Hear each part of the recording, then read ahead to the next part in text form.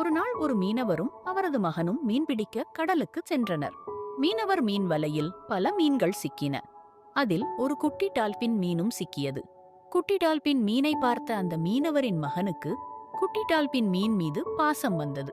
எனவே அந்த குட்டி டால்பினை மட்டும் முத்தமிட்டு மீண்டும் கடலுக்குள் விட்டுவிட்டான். அந்த டால்பின் குட்டியும் சந்தோஷமாக நீந்தி கடலுக்கு சென்றது. அன்று இரவு மீனவரும் அவரது மகனும் கடலில் இருந்து திரும்பி வரும்போது புயலும் மழையும் ஏற்பட்டு கடலில் இருவரும் படகில் தத்தளித்தனர். காற்று பலமாக அடிக்க அவர்கள் சென்ற படகு கடலில் கவிழ்ந்தது.